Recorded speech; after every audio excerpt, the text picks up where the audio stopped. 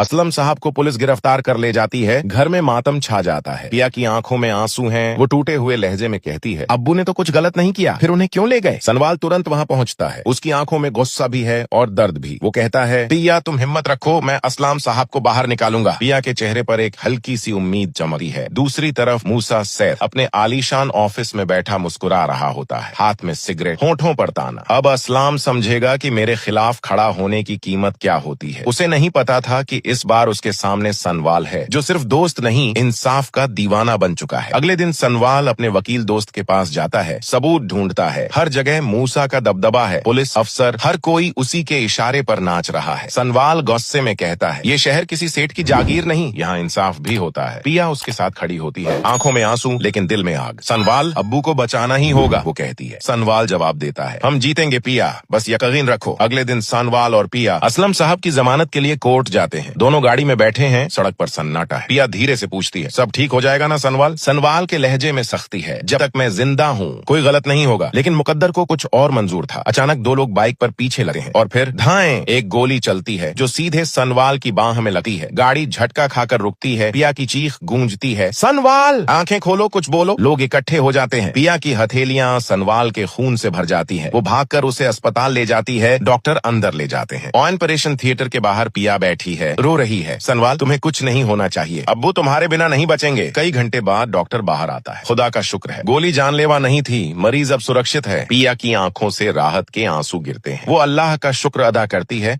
और दिल में एक कसम खा लेती है, अब वो पीछे नहीं हटेगी, चाहे जो भी हो जाए। सनवाल होश में आता है। पहली बात जो कहता है, असलम साहब को निकालना है, अब देरी नहीं होगी। अगले ही दिन सनवाल पिया के साथ पुलिस स्टेशन पहुंचता है। इस बार वो दबे स्वर में नहीं बोलता, सबके सामने मूसा की चालें उजागर कर देता है। ये आदमी धोखेबाज है जिसने एक ईमानदार शख्स को फंसाया है। प्रेस के कैमरे चमकते हैं। मूसा की सच्चाई सबके सामने आ जाती है। मूसा सेठ का चेहरा उतर जाता है। अगले दिन अदालत में सबूत पेश किए जाते हैं, नकली दस्तखत, जाली कागजात और रिश्वत के सबूत। जज की आवाज गूंजती है, मूसा को 10 साल की सजा दी जाती है। पूरा कोर्ट रूम सन्न रह जाता है। पिया की आंखों से आंसू बहते हैं, लेकिन इस बार वो खुशी के आंसू हैं। असलाम साहब को रिहा कर दिया जाता है। जेल के बाहर निकलते ही असलाम साहब सनवाल को गले लगा लेते हैं। बेटा, अगर तुम ना होते तो मैं मिट गया होता। सनवाल नम आंखों से कहता है, ये सब पिया के लिए था, इंसाफ के लिए था। रात को घर में सुकून भरा माहौल है। असलाम की बीवी कहती हैं, अब सब ठीक हो गया, अब तो बस पिया और सनवाल की शादी करनी बाकी है। सब लोग मुस्कुरा उठते हैं। असलाम कहता है, अब पुरानी बातों को भूल जाओ, नई शुरुआत करते हैं। कुछ दिनों बाद घर में रोशनी, सजावट और खुशियां लौट आती हैं। हर कोने से दुआओं की आवाजें आती हैं। सनवाल और पिया का निकाह पढ़ाया जाता है। हर कबूल है के साथ जैसे जिंदगी नए रंग में ढल जाती है। शादी के बाद सनवाल अपनी पुरानी दुनिया को छोड़ देता है। वो मूसा के धंधे से जुड़ी हर बात से किनारा कर लेता है। पिया के सामने कहता है, अब मेरी जिंदगी सिर्फ तुम्हारे साथ शुरू होती है और मैं इसे हमेशा साफ दिल से जीना चाहता हूँ। दोनों एक दूसरे का हाथ थाम